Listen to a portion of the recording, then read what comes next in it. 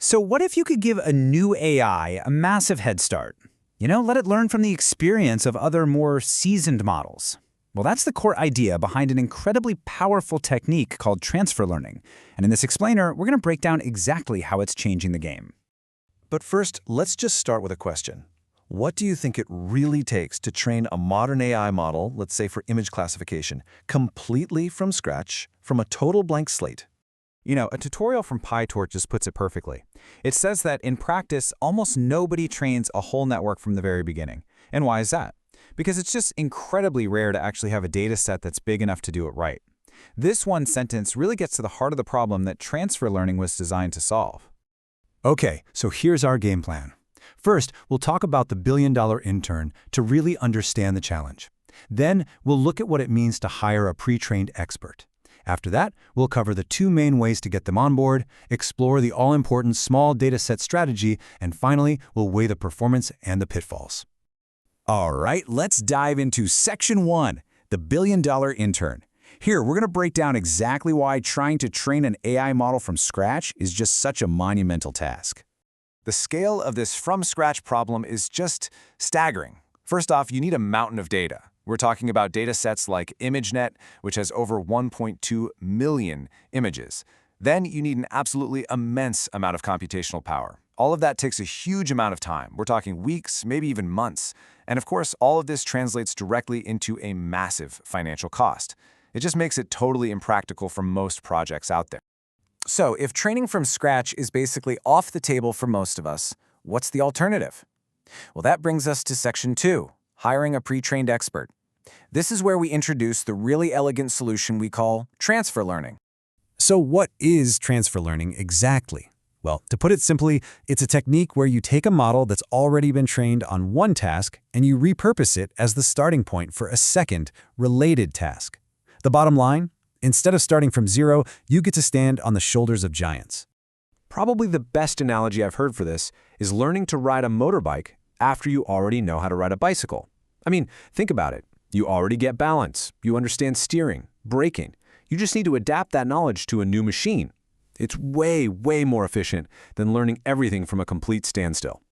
This gives us a little peek inside the so-called brain of a pre-trained model. See, in a deep neural network, the early layers learn the basic grammar of images, really generic stuff like edges, colors, and textures. Then, as you go deeper into the network, the later layers learn a more specific vocabulary, combining those basic features into complex objects and patterns. And transfer learning? It's all about reusing that powerful pre-learned grammar for your own project. Okay, so we've hired our expert model. Now, how do we get it up to speed on our specific task? Well, that brings us to Section 3, 2 ways to onboard. We're going to look at the two main strategies here, feature extraction and fine-tuning. All right, the first and simplest method is called feature extraction. You can think of this as giving your new expert a quick briefing. You take that pre-trained model, you freeze all of its learned layers so they don't change one bit, and then you just tack on a new final layer that you train on your own data.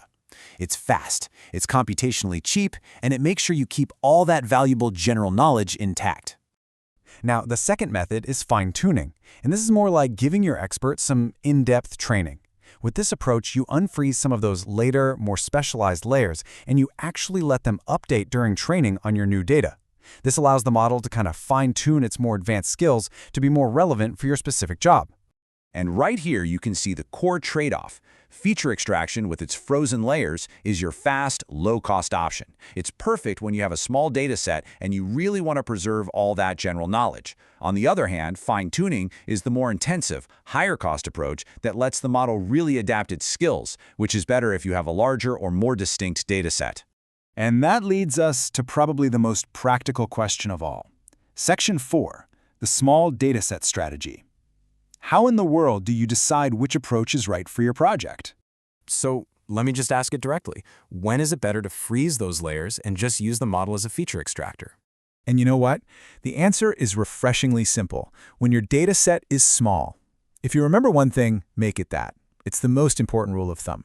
And hey, this isn't just a hunch. It's backed up by research. A study from Leiden University showed that for smaller target datasets, freezing those initial layers gets you much better results. The reason why is that it prevents something called overfitting. which is basically when the model just memorizes your small data set instead of learning the real patterns.